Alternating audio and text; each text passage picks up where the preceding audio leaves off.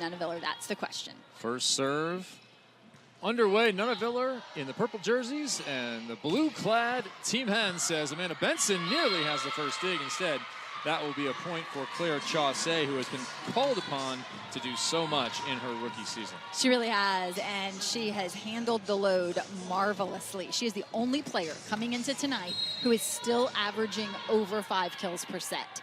Last night, Leah Edmond was in that position, Betty De La Cruz was in that position, but right now, Claire Chaussee, the only one who can claim that. Nice dig by Blake Moeller, who gets the start. Cover there, and Moeller fights it off a second time. Missed opportunity there for Team Nuneviller, and Ali Bastianelli makes them pay. This is how it has worked throughout the entirety of Athletes Unlimited Volleyball, now in its 3rd season. 44 world-class athletes on 4 teams. It's an individual scoring system. Captains determined by that leaderboard each week. We have drafted each Tuesday and played Friday, Sunday, and Monday. Dump picked up by Presley. A prescient play. Nice easy dig for Nuneviller, and Moeller again trying to keep herself at the service line with some defense.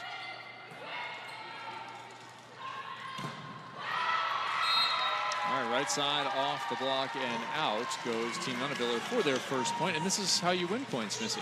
Take a look at it. You can get those set point wins. Obviously 60 points for the overall score at the end of the match, and then individual stat points are going to account for roughly 36% of your leaderboard points. There's plus and minus depending on the result or the outcome of an attack or a skill, so we'll keep you updated. It is a live leaderboard, constantly changing. Outside, Bethany De La Cruz is blocked by Ali Bastianelli, who again is amongst the leaders in blocks. And Ali Bastianelli has a reputation for being one of the better blockers in the league. Really nice movement here and taking away that low, hard ball.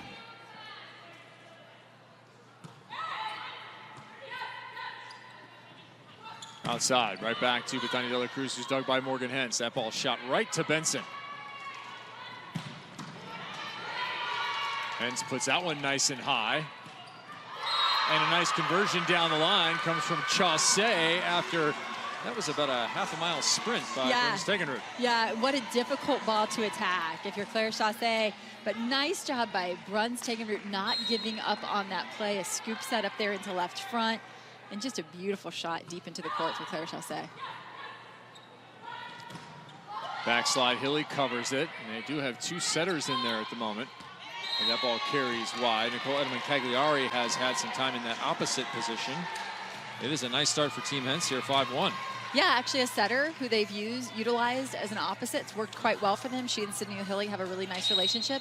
And then, of course, for Team Hentz, you see Taylor Bruns-Tegenrud at the service line. She, for the first time this week, was drafted as the top setter on her team.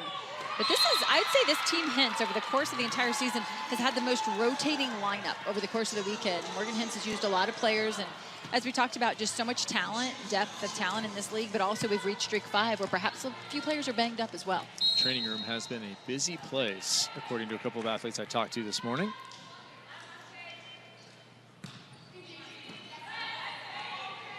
Bastianelli a little bit late, and nice move by Caffey. That's that opportunity. Here's McClendon with a nice dig. Outside, Presley inside for the winner. What a nice pair of outside hitters when Claire Chaussee rotates to the back row and you have Yassiana Presley stepping up to the net. And interesting, these two have landed on the same roster quite regularly over the course of the season. They've found a nice groove playing together. Claire Chaussee steps back to serve. Presley now to that right front. She's playing that opposite spot for the moment. There's a dig into the net. That will stay alive. Tip shot. Hentz with 2 hands under it.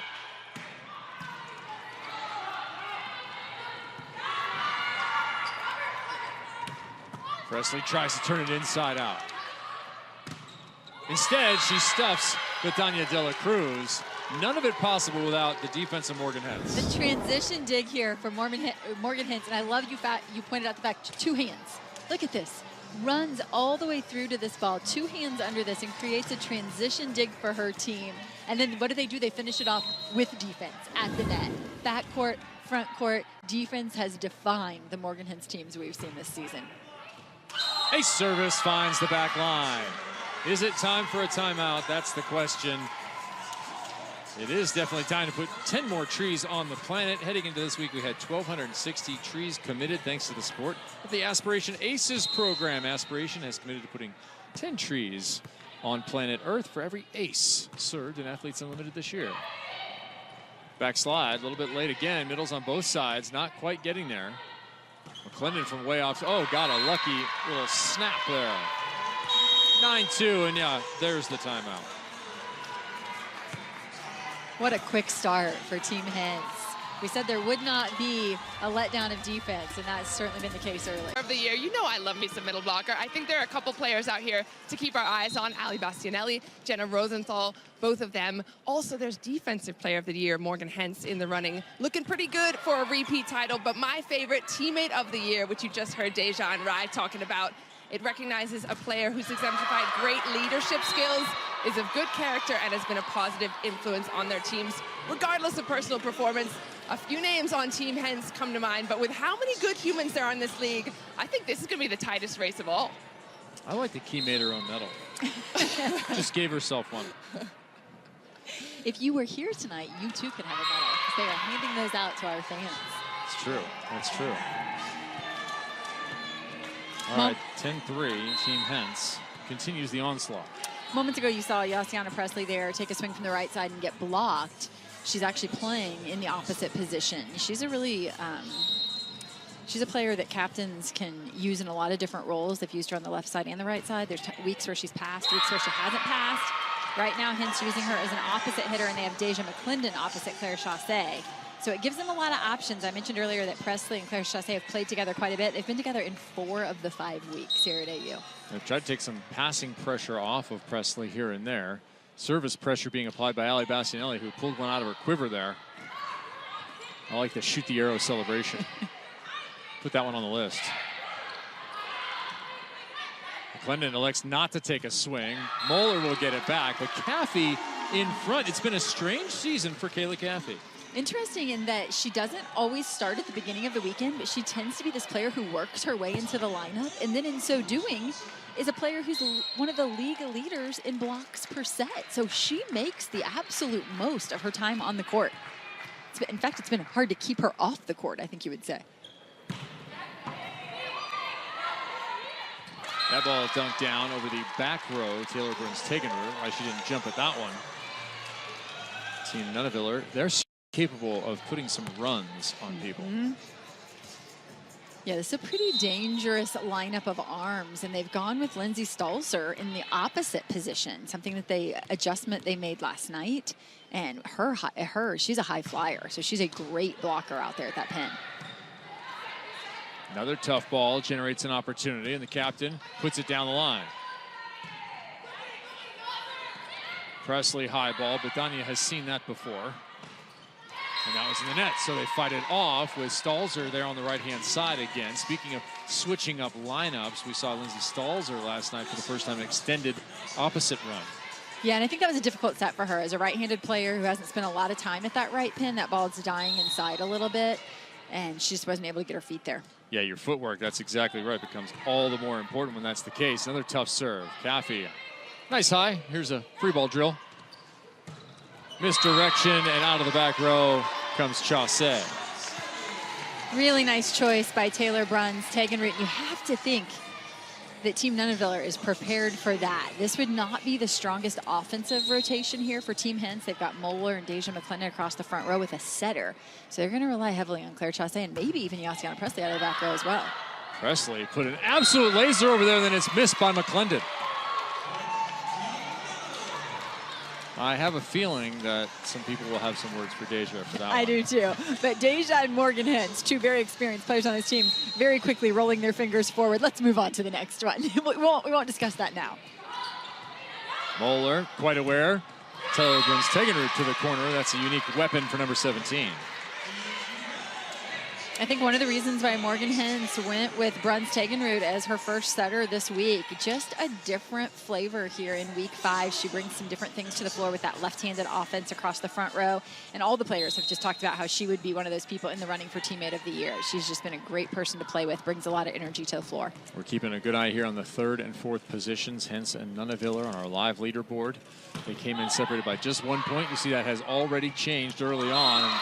The win points are going to play an outsized role here tonight. This is a situation very similar to a match where you have both teams tied headed into the 3rd set. You go, okay, it's simple. No math involved. Whoever wins the set's going to win the overall. It's a 100-point set. Here, whoever wins this match, they're going to be in 3rd, likely. Then whoever loses the match is in danger of sliding well off of our podium. And this could be one of those things where we're literally waiting on MVP points to see the difference between 3rd and 4th place on the leaderboard. Absolutely, and if you're in the Unlimited Club, you can vote, so that it does play in. The fan vote is going to be important. Hope you're watching closely, taking notes, looking at the stats, whatever it is you are going to judge your MVP vote on. You better keep track now. We're just in set 1. So far, it's a lot of Hentz. Kevin Barnett aside Missy Whittemore and Olympian at large Key Michael. The ball chipped off the edge and out of bounds. That's how you do it when you're pin hitting. And that's how you do it when the setter is front row. So that is going to be the smallest block that Nuneviller gets a look at over the course of the match, and she takes full advantage of that opportunity. Remember, this is our first of 2 matches on the night. We have right now 3rd and 4th battling. Well, we'll do it a little bit better. We'll go 1 and 2 battling in our next match. That ball is through the top of the block and out of bounds. The outside hitting position is something that, if you are just joining us at the end of this season, has been upgraded. Absolutely, and you're getting a look at a couple of the great ones in Nuneviller and Chaussee. They have regularly been MVPs over the course of the season, sat atop the stats in terms of kills per set, and as rookies have carried a really heavy load. They both passed in every rotation. Hentz with a nice dig again. Oh, an even better block from Rosenthal, the left paw. Yeah, and right away you see Chaussee saying, that is completely my fault. She wishes she could have that one back. The pickup from Morgan Hentz, what just separates her from so many defenders is the transition ability of her ball, that they're able to get swings out of those digs time and time again. And right as you say that, an ace issued on Morgan Hentz. That happens about as often as a lunar eclipse. Yeah, that is a very rare occasion. And Jenna Rosenthal did a nice job there of going after the seam between Claire Chaussee and Morgan Hentz. Force them to communicate a little because they're both very capable passers.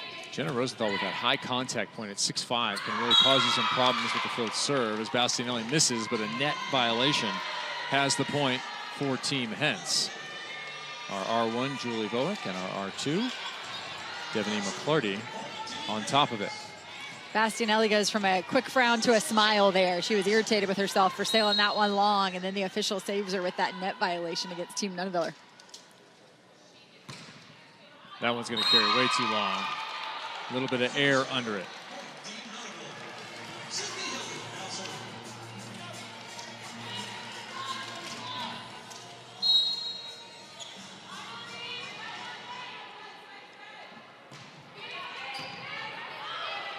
Hence another tough pass.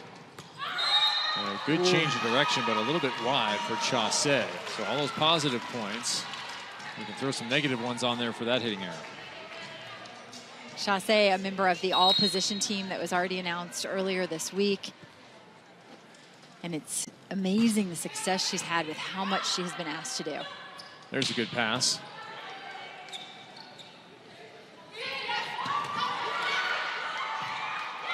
Misplayed ball is benefit to Team Hentz. Just another example of how defense scores points. And you see it over and over from Team Hentz. It is something that they take very seriously. Balls do not hit the floor easily against the ladies in blue tonight. See, Edelman Cagliari was left in there initially in the opposite spot. Now Stalzer returns. Short serve. Takes Bethania De La Cruz out. And that was down the line for a winner. Serving is not always about aces, is it? That was such a great serve by Ali Bastianelli because she caused Betty De La Cruz to go to the floor. She was no longer an offensive option. Makes things a whole lot easier on your block, and you take the best attacker out of the picture. It's the little pieces like that that went head-to-head right here in match 1 tonight.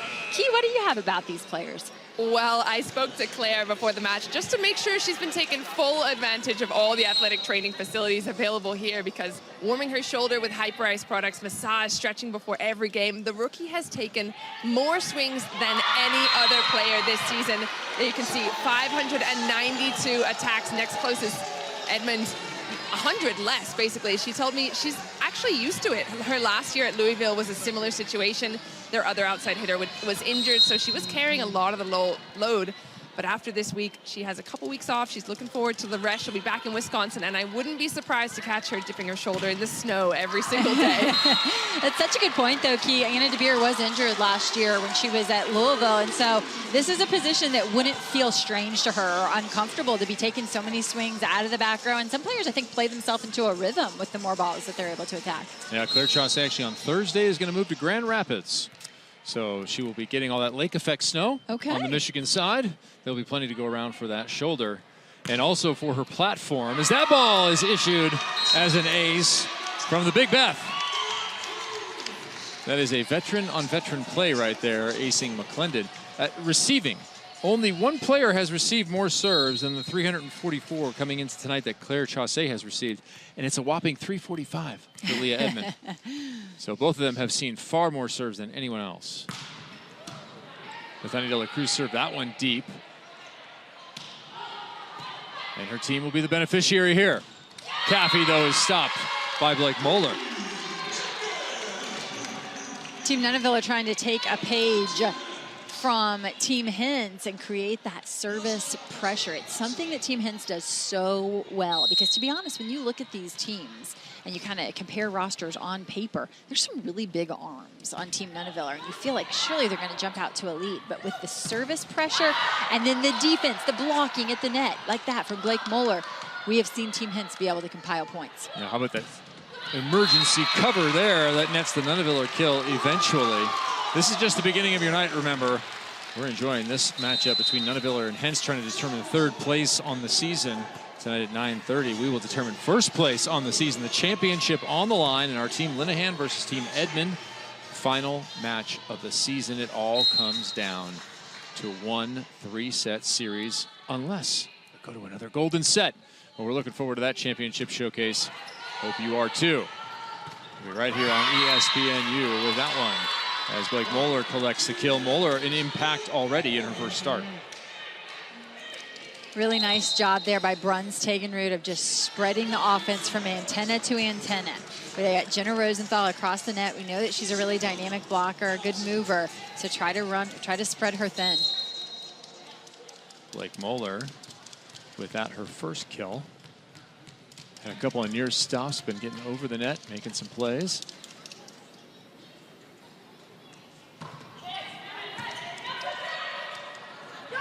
Set over, Presley gets it.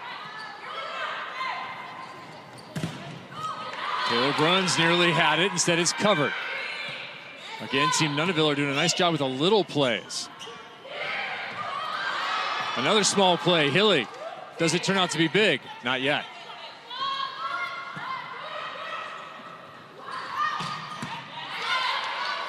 See if Team Hentz can get a cut here. Chaussee takes it, that's up into the ceiling.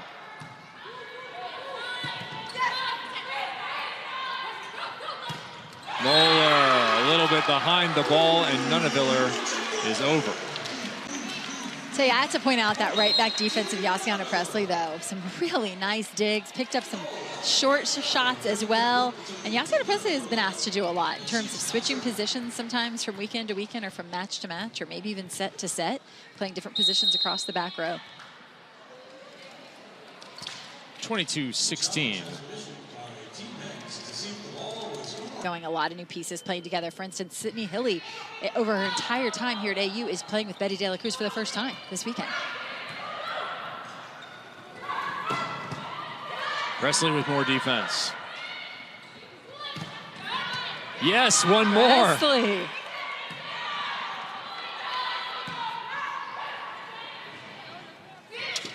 tip, Again. roll. Presley's there. Not enough. That would have been fun. That would have been really fun. But what has been fun is Presley's defensive abilities out of right back. She is forcing them to work hard to score. This ball off the block, one arm save. And then even this one, getting a great arm on it, just can't quite get it over the net. Outside, back to Chaussee again, tries to jam it. Instead, Cagliari is there. And then the soft touch of the lefty. This is a two-hitter rotation, so Jenna Rosenthal cheating a little out there towards Chaussee, and she's having to deal with a double block time and time again.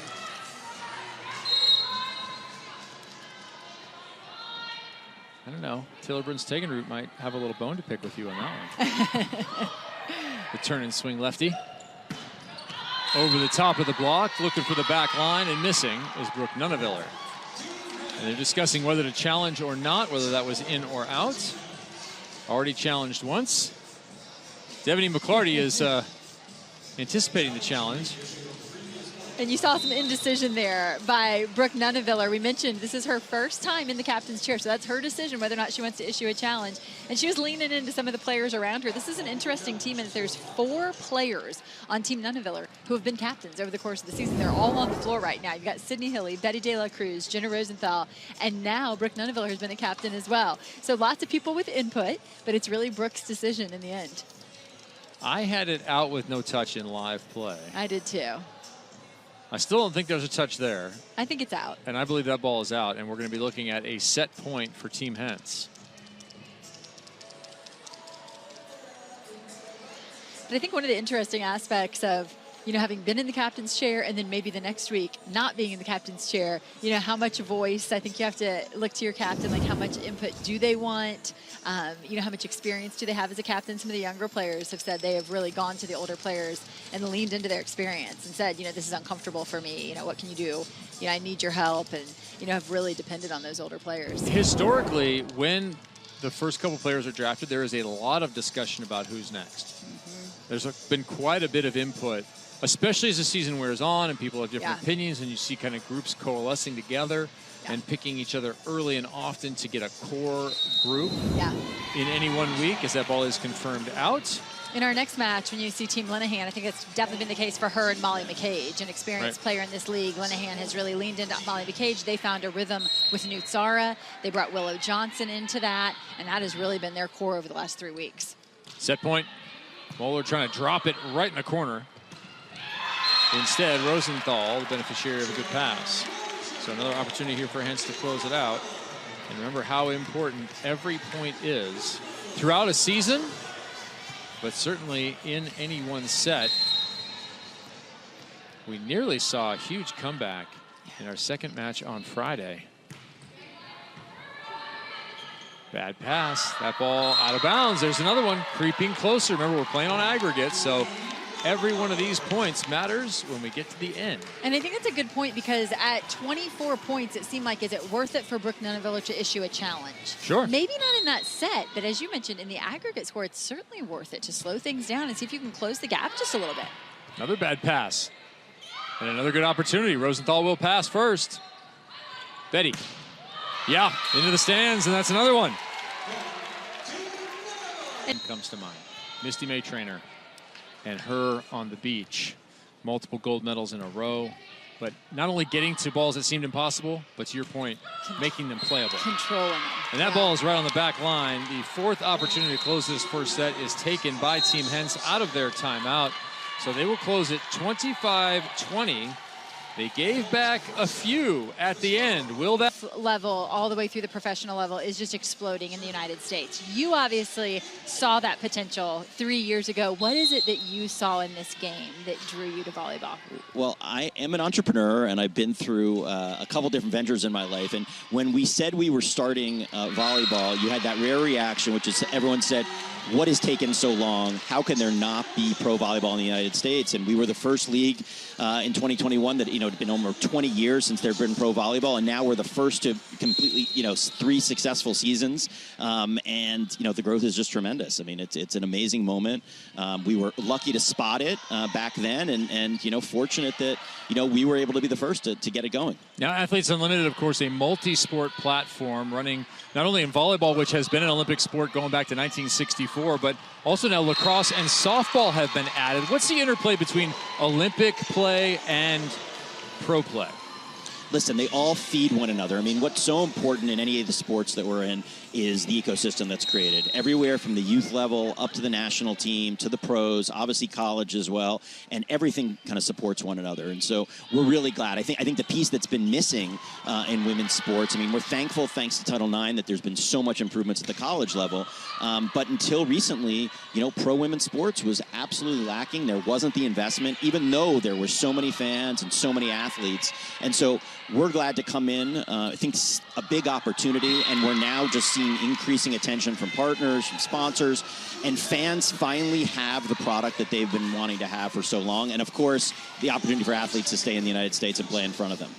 With the unique scoring system that you've implemented here, there's still a lot of points to be earned tonight, but a 3-year veteran of the league, Leah Edmond, sits atop the leaderboard right now. Do you think she's going to get it done? And what do you love about her style of play? Yeah, I think she is, and I have to say, it's incredible to see Leah. She's been an outstanding player at Athletes Unlimited for 3 years, and I think people underestimate, for people who are new to AU, absolutely how hard it is to win this competition over 5 weeks, not only to play your best on the court, but you have to be in that captainship. You have to play that role. I think people don't really understand playing with new teams each week, how absolutely demanding it is. And for Leah to kind of succeed as she has, remember that you don't just get to the top by being the best individual performer. You get there by your team win points, and Leah's been able to do both. She's a tremendous person. I'm excited to see what's going to happen tonight, and I think we can all expect her to be at the top of the podium at the end of the day. John, you touched on it there, the unique requirements for players to be in that captain's role,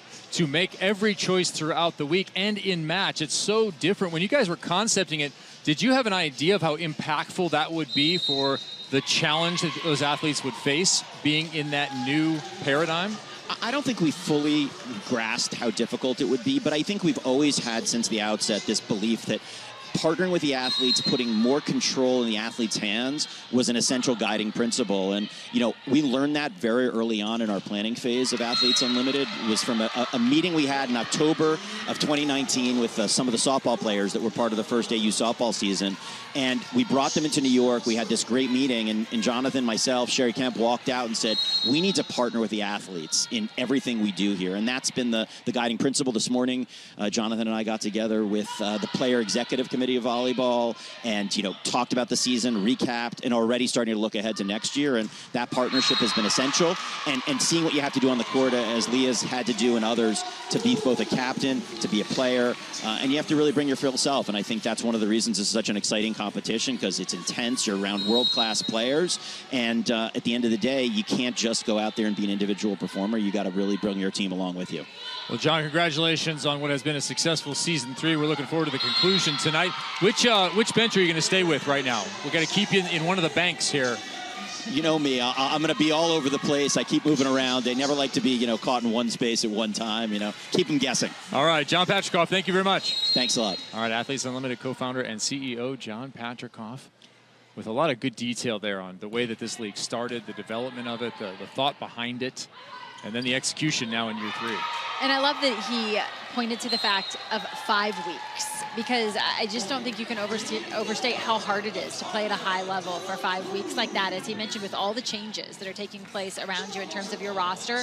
And yet Leah Edmond has been able to do that. And so in the second matchup tonight, we're going to see Leah Edmond go against Allie Linehan. And the one difference really in their season has been consistency. That's why right now Leah is at the top. It's going to take a big performance from Allie tonight to overcome that. Leah in her 3rd year. Yes. Allie in her 1st. Exactly. I think that's it right there. Yeah, yes. That's been huge. If you look at week 2, and we'll dig into this in our second match coming up 9:30 Eastern on ESPN2. Join us for that, the battle for the championship title, the only individual title in the sport of volleyball. Will be on ESPNU at 9:30. The demands of that. Allie Linehan in week 2 struggled mightily. First time in the captain's chair, scored just over 100 points for a weekend, which is rough. Yeah. And that has mattered into what will be the final night of competition. And she was very open about it. Just said, I was very uncomfortable with, making those decisions. She said, I'm a people pleaser. I wanted everyone to be happy. And then you feel like the world is caving in when you're not winning and no one's scoring points and you feel this pressure. And so she's found, some unique things that have worked for her in the second go around, as she's been in the captain's chair now for 2 consecutive weeks and been much more successful. But I think she's really leaned into some experience around her. They joked, she and Molly McCage said they were game planning in the laundry room at the hotel, but they literally were. And Molly McCage, why would you not lean into her experience, right? Well, you make a terrific point in that it's not only how you respond in a match. Right now, the way we're watching Team Nuneviller respond to being controlled in the first set, now they're doing a little bit of controlling the second, right? You always look at that. How does an athlete respond when things aren't going their way? In that captain's week, things didn't go Allie Linehan's way. You go, well, is she cut out for this, or did she learn anything? She came back 2 weeks later and had her best week during a week in which she was captain. Savannah Collins talked to her earlier this week and did an incredible piece on Allie Linehan's journey here at Athletes Unlimited that you'll want to take a look at on socials. And Allie Linehan said, I learned that I still have so much to learn, which is a great place to be. Indeed. Hentz with the dig. Back to live action. Hentz with another dig. And Moeller, who's been fighting off bees all night, couldn't quite get that one up into the air. Fighting off bees. I'd like to see you do that. What exactly does that look like? Well, when the dig comes right at you as you turn around from the block and you just make a move. Bees. Just swat away the bees and the ball goes up and over. No one could do that as well as you, I'm sure. Well, the imitation of it. I'm sure people can dig better than I can. I'm going to make that my personal volleyball shirt. Nice high seam swing from Nuneviller. Off the block to the back line. Let's take another look. Defense to offense. Amanda Benson with a gorgeous dig. And then there, you said it. It's the high seam deep to the corner. What a great swing by Brooke Nuneviller. 7 kills for the captain and her side, +2 on the scoreboard. Betania, second ace of this match. The Big Beth. The Dominican star who could once again be an Olympian next year with her team qualified. Leads the league in aces and sat in 6th place entering this evening. But because of her ability to rack up stat points, not just from the kill standpoint, but she can rack them up at the service line as well. She digs a lot of balls. She still has hope of being a medal recipient at the end of the night. And it would be the first time that someone has received a medal in all 3 seasons. And her jump serve from that left side, she switches it up. Most right-handers will serve from the right-hand side. She goes that left-hand side.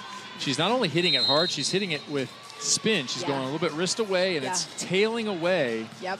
And also be sure and follow all of your athletes across your favorite social media platforms. You'll find game highlights, fit checks, and hot seat, behind-the-scenes action, and so much more. AU Pro Sports is where you want to be throughout the year, not just throughout the season, as Hentz takes that one tailing away.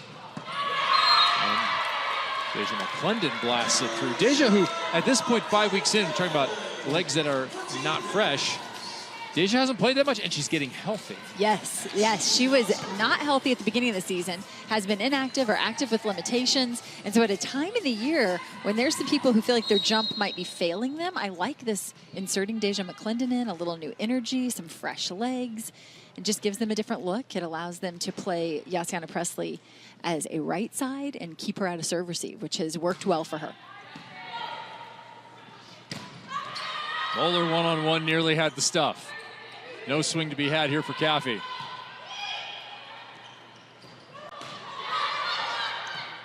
Right side now, stalls are a little inside out.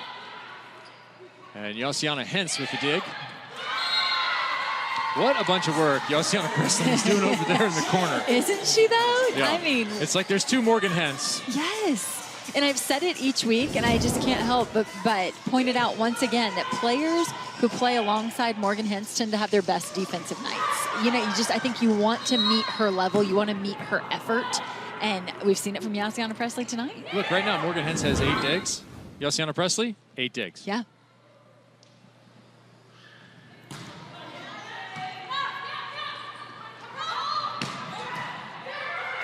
Maybe make it 9. That one's just over, though, and Caffey cleans it up expertly. I think it's one of the things that makes Yassiana Presley, though, and Brooke Nuneviller so dangerous is that they have the ability to rack up dig points as well. They're both such good defenders. Chicago, Illinois native. That's a nice place to be from. Mm-hmm. I don't know anybody from there. No, because you're from Southern Illinois. That ball down the line by Blake Moeller. I'm from the real Illinois. Is that what they call it? You haven't figured it out. It's an all-Illinois booth tonight. Here for our final evening of Athletes Unlimited Volleyball. Glad you're with us. ESPNU, your home for volleyball tonight, 9:30 Eastern. Our championship match coming up, because our #1 and #2 individual point leaders are going to face off with their teams. Allie Linehan against Leah Edmond, a couple of Kentucky Wildcats. It's Cats on the pins for the title. We had Cats on the pins the first night. Cats on the pins the first night, and they were playing together. And that team that Leah Edmond put together in week 1 was so successful that we have seen those players have to divide and yet stay atop the leaderboard for the course of the season. It's fun to take a look back at that very first roster and see how Leah Edmond really set those players up for success, landing them atop the leaderboard as they swept that weekend. And then you've had players like Hentz, who since then have been able to build their own teams the rest of the way and continue to rack up those points. Word has it we're going to get Craig Skinner in here, who coached both of those athletes in college, and talk to him about how he's been following his former college stars. Big approach from Nuneviller, and it pays. Nuneviller does such nice work in transition to give herself a quality swing every time. And you know, she's such a defender, and yet as soon as she makes the defensive play, she's working to get outside the court. You know, she's not the biggest outside hitter, so she needs to be able to get the big jump that she has and then see around that block. Right into the net. That point will go to Nuneviller. And you were talking about that overall. Again, we're back to 35-34. It's 40 points for each set victory, 60 for that overall. You're going to get to our championship match, and Allie Linehan is going to need a sweep. She's going to need 118 points as a basis for success. Coleman Cagliari with the bump set to Bethania, who has a little too much angle. Haven't seen as much of Betty as you might expect. That was her 10th attempt. She's killed half of them, 5 kills.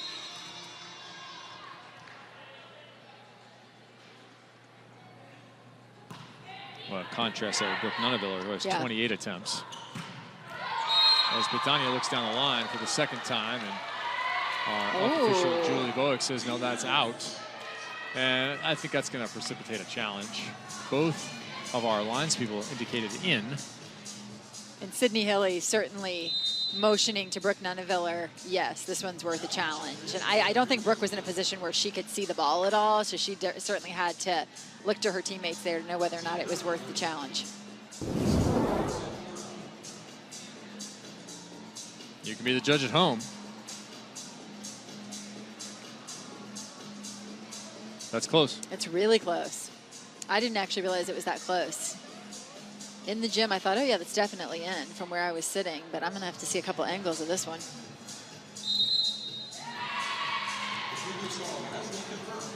My ball's out. And that's a quick decision. Devaney McClarty on it. Another Illinois person, by the way. Athletes Unlimited has brought the right people on board, haven't they? This place is lousy with Midwesterners. So Team Nuneviller is watching its lead evaporate with Claire Chaussee at the line. Presley, Bastianelli, and McClendon in the front row. De La Cruz. Yeah, just high, hard hands, and that time with angle. She makes a living. You know, she cares about, you know, all of her players, but the most important thing, she's tenacious. She loves to win. She hates to lose, and she plays with so much vigor and passion on every day and lays it on the line. So hardest worker. Well, Suzanne, we know what a good player Deja is. I've been her teammate before as well, so it's no surprise to me that she is up in the running for Teammate of the Year. Is that what you've seen from her whole life? Her whole life. And watching her play in elementary school, through college, 10 years of pro, she's been through a lot. She's seen a lot. She's a good teammate. I've seen her really enjoy mentoring the rookies and being on the player executive committee. If it happens, it'd be great. I think she would deserve something like that. At least being in the running is a nice thing to add to her list of accomplishments. Have you seen that pressure change her at all, being on the player executive committee and being a player, or is she just the same old Deja? She's Deja. And so she enjoys life. She enjoys being involved. She enjoys the game. It's just Deja. It is. Well, we love her just the way she is. And I knew she didn't want to make this weekend about her, but I thought it was really important that we honor her career in some way. So thank you both so much for being here. Thank you. And back to you, Kevin and Missy.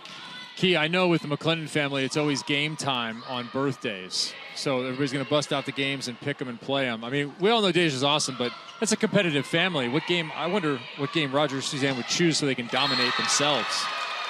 That's what I want to know. 17, all right, 15. Roger. Kevin has a question. Would you choose, if you're that competitive, what game would you choose to dominate amongst the family? I would have to go with ping pong. A little table tennis, a little backhand, a little slice. Would you win that, or would Deja? All my family's competitive, from Maya, Deja, Marcus, Jordan. But I think I have a little bit of an edge on them, So I'm gonna call it that, but they are coming for me. Well, Deja's going to have a lot more time to practice, so I'd watch out. Absolutely. Thank you so much. Thank you. I just love that there will definitely be aftermath for Roger saying that. There will be some people talking some trash.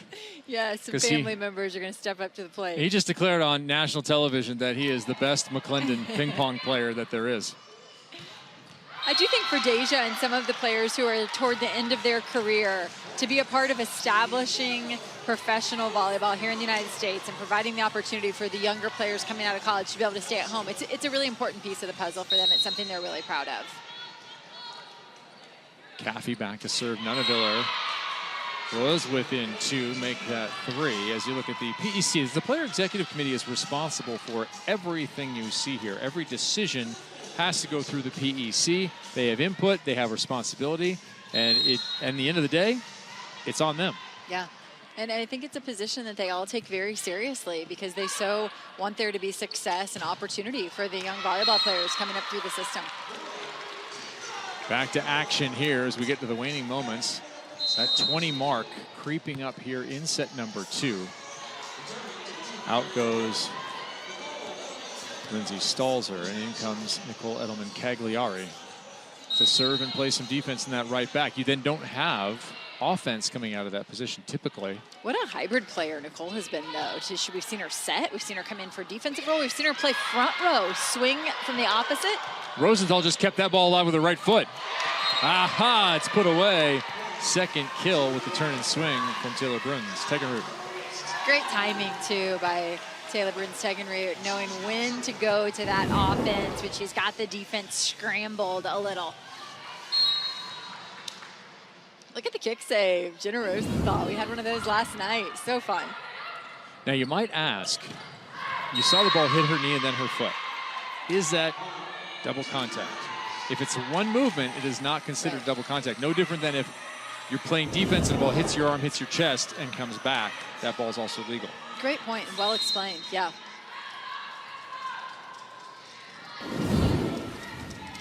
In Foursquare, there might be a different call, but here, and that's volleyball everywhere.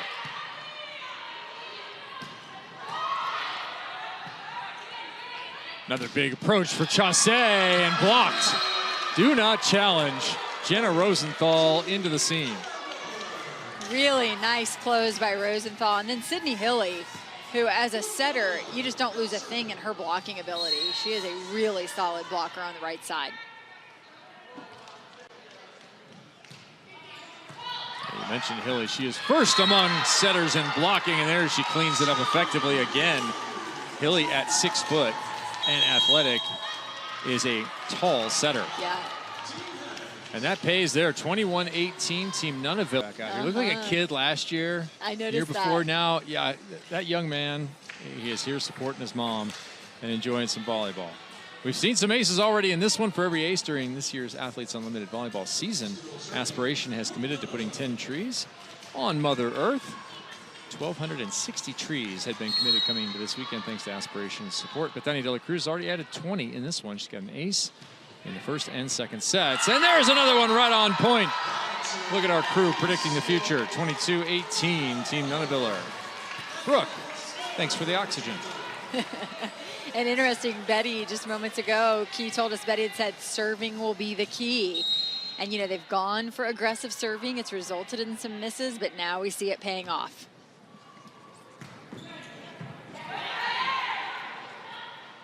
Right side. That ball dug back over by Edelman Cagliari. Outside. Thrown to the corner, and I haven't seen one of those go down in a while. Josiana Presley will collect it. I've been really impressed with the weekend that Josiana Presley has put together.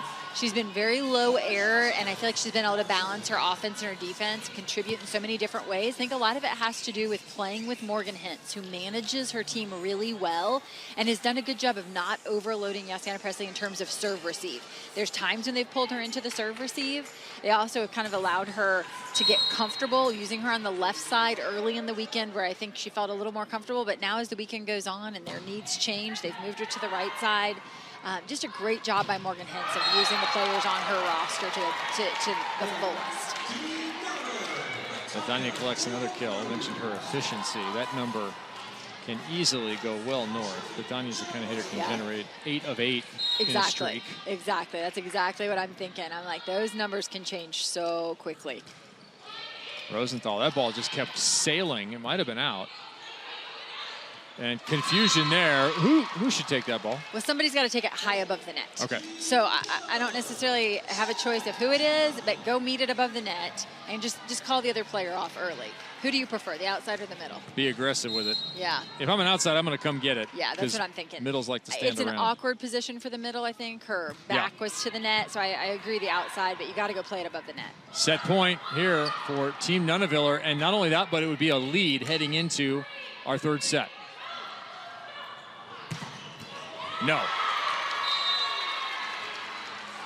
Now hoping for a tie. We are still in the window where the third set is just going to be a 100-point set. Yeah. Whoever wins it by 2 is going to take it home. Second chance to close for Nuneviller here. Could it be Hentz? Team Hentz that does a little work here at the end of a set. This is what we saw from Team Nuneviller at the end of set 1. Can Team Hentz close the gap? Caffey and De La Cruz in the front row. De La Cruz. Yeah, with authority. And we're going to head into set 3 tied. So there will be no golden set. There will simply be a 100-point set 3 getting underway. Brooke Nuneviller with the serve. Taylor Bruns Tegenrud is 3 for 3 on that move. Yeah, just do it all yourself, number 17. Let's check in with our Olympian, Key Michael. Well, I had to head into the purple huddle and see what was going on, and there was a lot of chat in there about just leaving it all on the court. They have one more set to play together, but one middle who wasn't just standing around, as you mentioned, Kevin, was Jenna Rosenthal. She is talking about getting really good block touches and being able to convert them. She said they have to make the most of small touches. The important part right now is going to be serving on Claire Chaussee to get the other team out of rhythm. But also, she said, anytime there's going to be a perfect pass, I'm ready for the hapa. And she wanted you to quote her on that. The hapa? Okay. What about the boom, boom down? We've moved on from that. That was last week. Oh, sorry. I'm behind the times. This is week 5, Kevin. Thanks. Can you please catch up? Gosh. Key thinking of new ways to tell me I'm old. Hence 2-1. All right, here's Rosenthal back to the service line. She has already done some work from the service line previously. Short one there. Presley is rejected. Caffey and Hilly. Statistically, 2 of the best blockers in the league, and this was textbook. Look at this, the close, the press, gorgeous. Hilly's going to collect that one. Rosenthal with 1 ace. This time she's working on a short, deep game. dump right past Taylor Brunstegenroot. So both setters have traded kills early in set 3. Sydney Hilly finding the sideline here. Brunstegenroot is cheating in there defensively. Sydney Hilly able to see that, just throws it right past her. Both setters now with 3 Ks.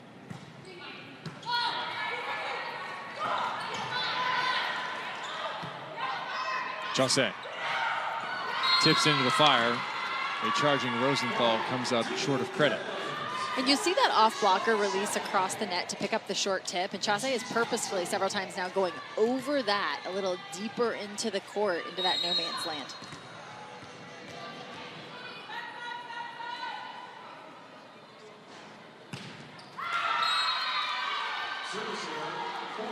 Claire Chaussee not doing herself any favor on the leaderboard with that miss. Remember, every service error is -8. You're looking for those aces, which are +12. But if you serve in, it's just a 0. And as you've alluded to, Claire Chaussee has just been asked to do so much in terms of the number of attempts, the serve receive.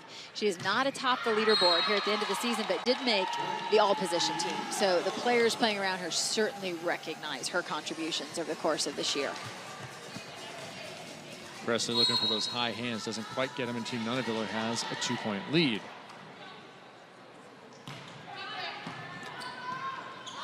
Right back to Presley. Soft touch to the line in front of Benson. Couldn't have placed it there any better if she walked across the net. I mean, that was the perfect shot by Yasiana Presley, who just looks really comfortable in this final weekend, just getting better and better. A little ice cream cone tip here. Yeah, I like it. Full hand wide open. Yeah.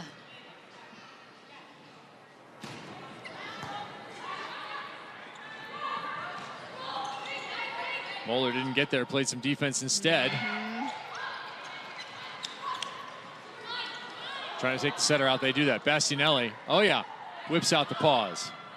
Surprised she didn't go with the back set. That's been her MO. High ball right side, dug by Chaussee.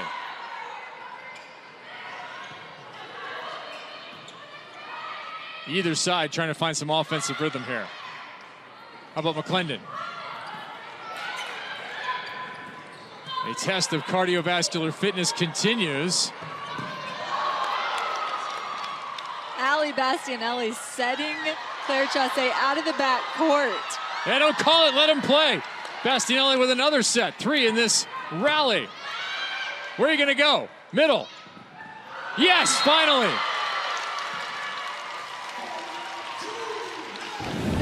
Oxygen, anyone? I mean, there is so much good in this rally. Where would we start? But Ali Bastianelli falling to her knees and setting Claire Chaussee up out of the back row has got to be my favorite play of this one.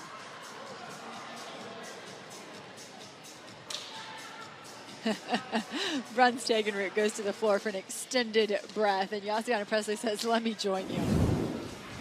Sweet relief after all that work for 5-5. Right. Well, that one rose up on Bethania. She fights it off. Chaussee with the dig. Right side, Presley. Like to see Presley get in rhythm out there. She's not getting swings, and you cannot continue to give Bethania de la Cruz opportunities.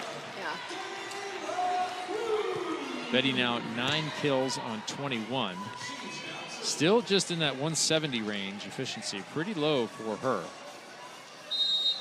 It's been a defensive-minded match, 39 digs for Team Hentz. No shock there. Team Nuneviller has kind of come alive with 35.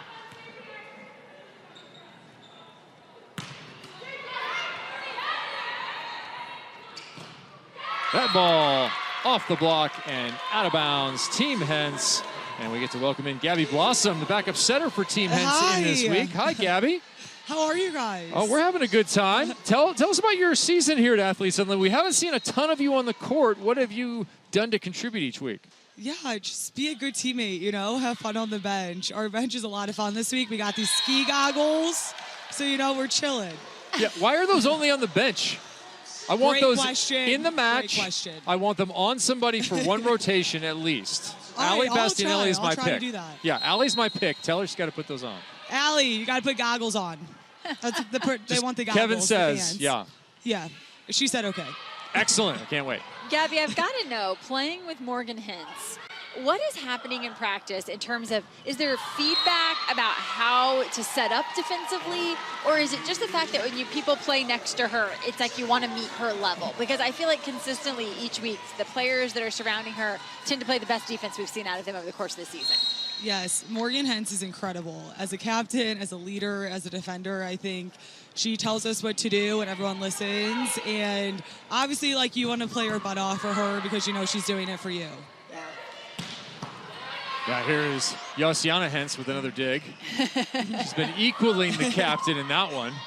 What's your professional plan after tonight? I am going to play in PBF, and I'm going to Columbus. Excellent. Excellent. Yeah. Was it always the plan to play professionally, or has the emergence of Athletes Unlimited and other opportunities changed your perspective over your last couple of years of college? For sure. I think the opportunity to play in the States is so exciting, and I'm just so thankful for all the leagues that are emerging. Well, thanks for spending some time with us. Yes, of course. Thank you. All right, Gabby Blossom led USD, that's the University of San Diego, to their first ever national semifinal last year. And now in the professional scene here with Athletes Unlimited. Jenna Rosenthal recovered from an awkward catch of the surface.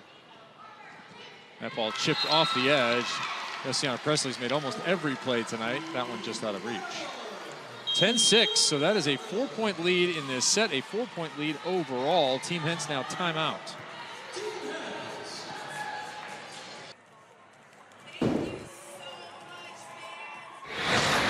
Hey, just be patient and close. Okay, let's go. Be you. Be aggressive right now. Go!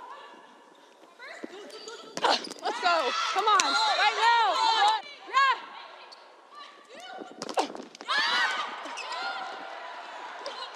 Come on. Come on, Sid. Let's go. Okay. On her. In the seat, I think there's I'm a going to seam, step there. step in the You seam stay and I the go wide. sideline. Yeah, here we go.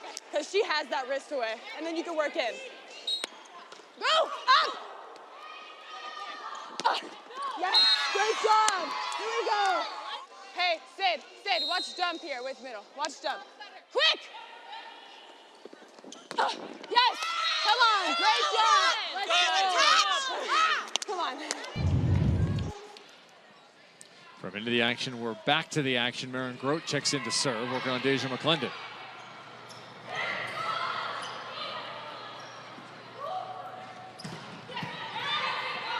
Chaussee, another good spot. Where did that ball go? The answer is long. Out of bounds. Huge contributions, though, from Deja McClendon and Blake Moeller, who have been limited over the course of this season. Blake Moeller in a late addition to the league after an injury, and both with big contributions here this evening.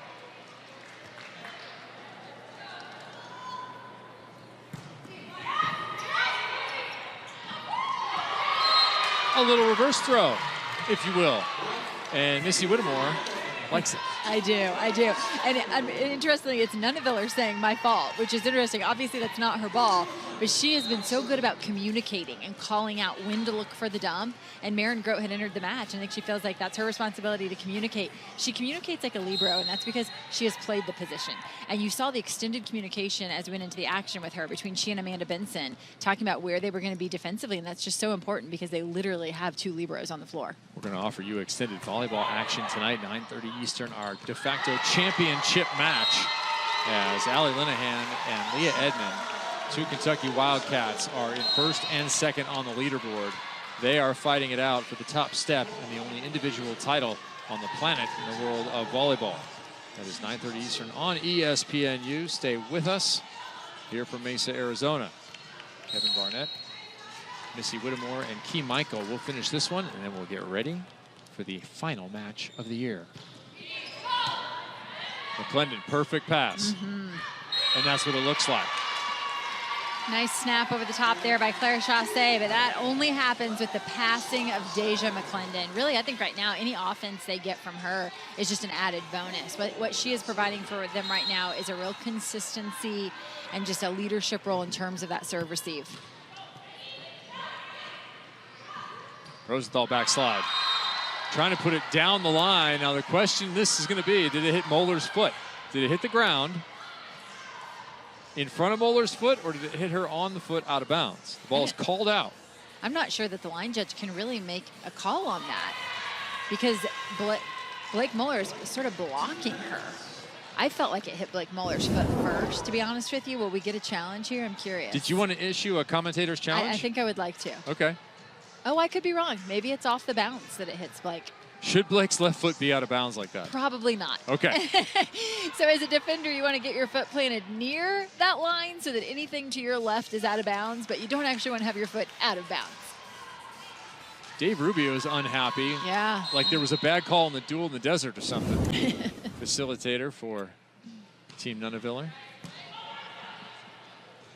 Outside, a little too far, and Bastianelli, along with Glimpse Tegenruder, are in a perfect spot. They're back within 2. This is a fun battle to watch Ali Bastianelli and Jenna Rosenthal really go at it. 2 experienced middles here from AU who very often go quite high off the leaderboard, those two. Or excuse me, off the draft board. Molly McCage has been the #1 middle off each time. But yeah, the 2 women you just mentioned are right behind her. Tip, Yossiana again is there. Presley has done some exceptional defensive work in this match. Tight. Over the top, McClendon.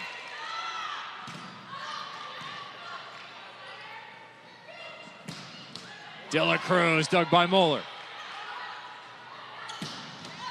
McClendon with the dig and swept. That ball's out of bounds. Another kill for Hilly.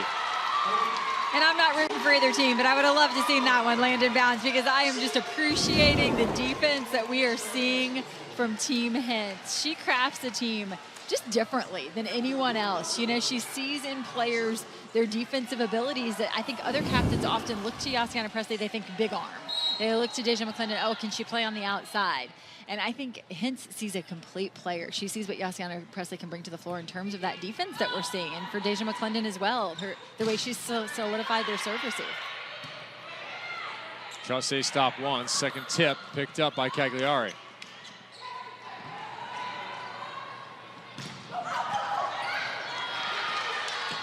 Two times up, reset from Rosenthal. Back row and out of bounds. Boy, what a job by Brooke Nuneviller to get back up and be available. 14-10. Nuneviller and Chaussee are going to need to put their arms on ice after this one. They are going to be so ready for a week off, but they are leaving everything on the floor, as you mentioned, to go from defense, get back up and take a strong approach at the ball out of the back row from Brooke Nuneviller. From defense in full dead bug mode. Yes. Oh, Deja McClendon. Claire was mad at that one. Oh, and they're looking for a touch. They don't get the call. Is Hentz going to challenge? Claire Chaussee had no approach. I just looked at her face on this swing. She's not happy with the loss of points on her side and took a cut. Deja, great pass. Back to the floor to keep the ball alive. And as you said, gather and swing from Claire Chaussee.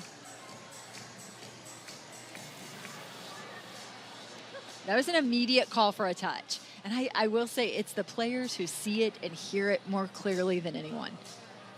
I'll tell you what I like about the fact that pro volleyball is a thing in the United States for women now is you get a chance to continue to enjoy these women plying their trade. Very hard to do when they're overseas. Very few women play for many, many years overseas. Talking with Claire Chaussee, I said, would you go back to Italy? She said, no, not going to go back overseas. But in the United States, I'll keep playing. And it's a pleasure to watch the talent like number 11, Claire Chaussee. And later we're going to see Allie Linehan. And you watch the transition to real life and then back again as to a professional player for Leah Edmond and the results that's had for her. Just an excellent treat as a fan. And it's not an uncommon answer. We've heard that from several of the players saying, if I were going back overseas, I would be done. But because of the opportunities that are available at home, I will keep playing. And I mean, the talent level that we have seen over these 5 weeks is just sky high. So to know that we're going to get to continue to be treated to this kind of volleyball, that is so good. Taking her to the back row, that'll put Presley back to the front. This is a good scoring opportunity for Team Hentz. They trail by 4, they need a few. That ball's tight. Covered by Nuneviller. Betty, that's going to be out off the antenna. Point Hentz. volleyball's such a game of runs. I think if you're a Team Hentz, can you sustain the run that Team Nuneviller has made here, at one point separating themselves by 5, and then now can you create some point scoring of your own? Well, that's what defense is all about, right? Point scoring chances to take a swing, and now you have all of your arms up front. That's exactly right. This is the rotation to do it. Sometimes in those off rotations, you're just trying to stay within striking distance. Oh, and that's the one that had to be in, considering the front row. 16-12. Key Michael, what do you know? Well, I was thinking about Team Hentz yesterday, and I had a question to a couple of players, and one word kept coming up: chaotic is the word of the day for them and their team. And looking at the bench, who you just saw with all of their ski goggles, they are the skis this week, whatever that means, but they're passionate to say the least with their cheering. That could give some insight into that chaotic, but that bleeds onto the court, the players told me. Sometimes Ali Balinesti's what an upgrade at that outside hitter position. Then, of course, they're joined there by Sydney Hilly. All right, we'll see what they have left here. Bastianelli trying to get a side out, desperately in need of it as Team Hentz. They will not get it as Brooke Nuneviller cleans up the opportunity, and it is 6 points now to the plus side for Team Nuneviller. Nuneviller just playing so well that even at this point in the match with Betty De La Cruz out at the left pin, we're seeing Sydney Hilly throw it up to Nuneviller in the back row. Nuneviller 14 kills. Chaussee right back, and that's going to have enough steam on it to get out of bounds. That's going to be 13 for Chaussee. So you've just seen the two hottest attackers on the floor in successive plays. That was a great rhythm set there from Taylor Bruns-Tegenrud, who the ball came right to her. She's in the pocket as a setter, and she was able to deliver a really nice killable ball to the outside. One of the first in-system looks we've gotten to see from Claire Chaussee in a while. Blossom serves, will play middle back, but Betty De La Cruz smokes that one right to the floor. Immediate communication there between Bastianelli and Yassiana Presley, trying to figure out exactly what adjustment they need to make to their block. I think sometimes when you're playing against Betty, though, there's no adjustment. It's just a better attack. Another dig in the left back by Benson. This one's set over. Ball's too tight. Deja trying to save it, cannot. And that'll now be 20. 2 timeouts already used by Team Hentz. Claire Chaussee usually the recipient of those secondary sets. She's not usually the one to step in and make that set. It is a difficult ball to play up correctly. I mean, Morgan Hentz does it so well.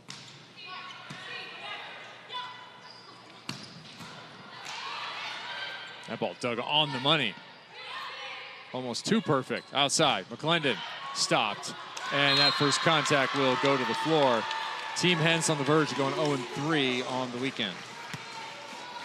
And as we said, coming in for Morgan Hentz to make any moves on the leaderboard, as a defender, there's just not as many stat points available to you, even if you're Morgan Hentz leading the lead in digs. So she has had the fewest stat points of those leaders up on the leaderboard, and the win points has really been what set her apart. Benson with the dig. Followed up by a second on the overpass, but it will end up being a point for Team Hentz. 21-14. So much work to do, so little margin for error right now for the women in blue. It's really amazing how we see these teams evolve over the course of one weekend. If you saw Team Nuneviller in set 1 on Friday night to where they are now, just a completely different look. Excellent point. Yeah, they lost that first set in horrible fashion. And here they were down, remember, 21-14 in that first set. They were down 24-17. They came all the way back to 20. Yeah. And then did the work in the second to tie it at 45 apiece, headed into the third, and now they have really taken control. Kind of what they've done on the weekend encapsulated in a single match. Yeah, it's so true. We see Stalzer that time out on the right pin, and what great footwork. Again, that set is a little inside, but she does an awesome job of getting her feet in position to actually be able to take a quality swing at that ball. Lindsay Stalzer in her 22nd year of professional volleyball. Wow. That's an inaccurate number, but it's not far off. Lindsay Stalzer is a pro's pro, been at this absolutely forever, 3rd-year vet here at Athletes Unlimited.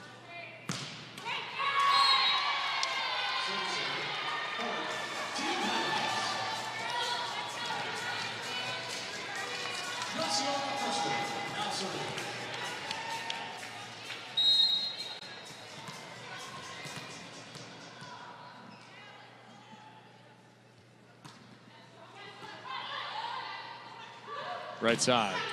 Stalzer, Doug. McClendon trying to put it away. Did she get a piece of the block? Yes. A late signal.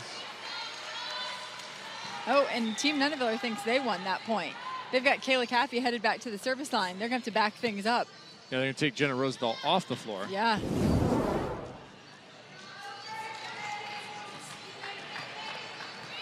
Take another look at this swing here from Deja McClendon. Gets a piece of that block. Pinky-ish. It had to have been a pinky. Lindsay Stalzer did not protest it. Good opportunity here. Tipped right in. What a set from Hentz. And that has been the sweet spot in terms of where they have found the off-speed kills time and time again for Team Hentz. It's the deep tip challenging, rather than the left front player, Brooke Nuneviller, who's such a good defender, really challenging left back and middle back. Kayla Caffey had enough of that 3-0 run.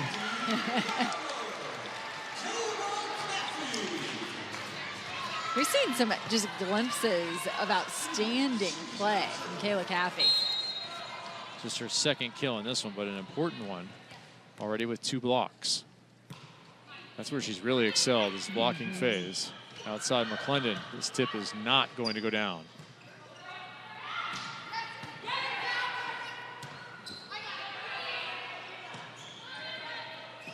Free ball, where do you go? The captain.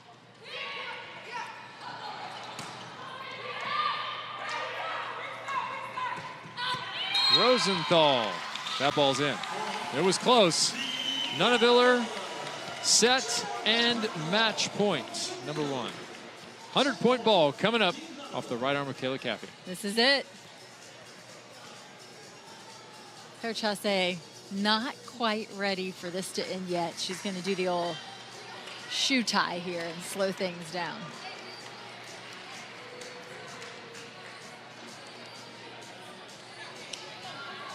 I think she just said that's exactly what she did. Great call by you, Missy. Slow play in this. She doesn't want AAU season to end. Trying to ice Caffey. Chasse, a little off-center opportunity there, the B.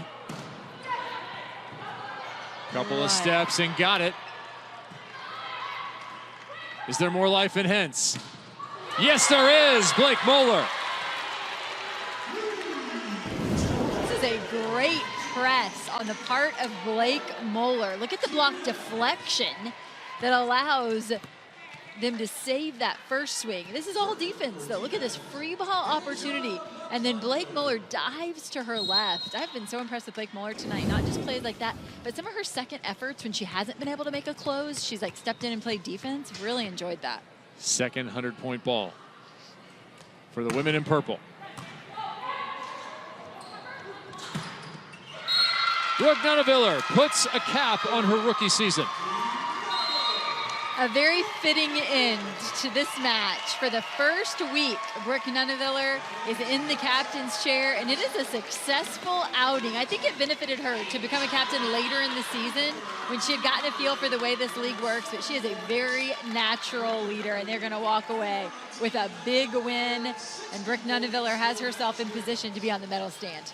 70-63 is going to be the overall final in this one, determined by that 25-18 victory in the third and that kill by Brooke Nuneviller to finish it. Brooke Nuneviller, the captain, coming in. First opportunity for her. She finishes with 17 kills.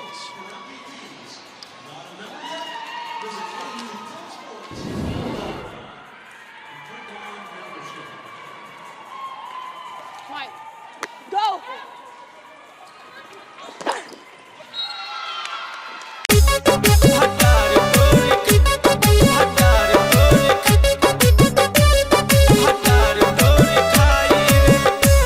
Music by Sukesh राय।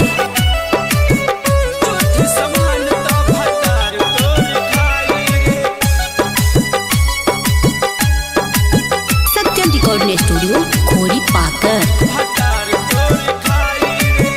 झूठ समान तो भतार तोर खाई रे, झूठ समान तो भतार तोर खाई रे, झूठ समान तो भतार तोर खाई रे। मिली मजा तो खूब गरियाई रे ना मिली मजा तो खूब गरियाई रे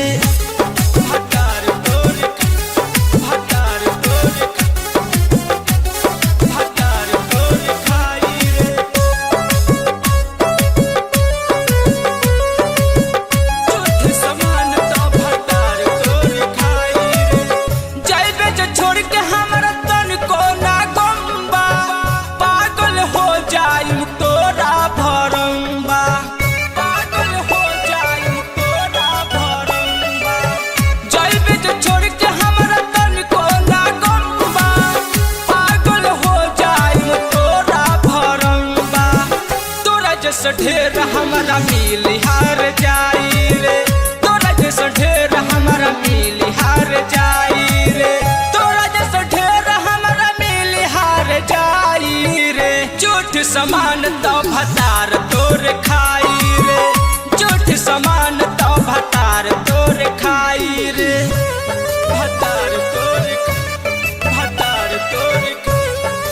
भतार तोर खाई रे म्यूजिक बाय सुकेश राय। झूठ समान तो भतार तोर खाई रे केतन भतार लगे बनबे पवित्र जान जाई सब तोरा का पावे भीतर जान जाई सब तोरा का पावे भीतर केतन भतार लगे बनबे पवित्र जान जाई सब तोरा का पावे भीतर सुन जे बिहारी से ते करबे ना सगाई रे सुन जे बिहारी से ते करबे ना सगाई रे जाति सुकेश जी से करबे ना सगाई रे झूठ समान तो भतार तोर खाई रे झूठ समान तो भतार तोर खाई रे सत्यम रिकॉर्डिंग स्टूडियो खोरी पाकर।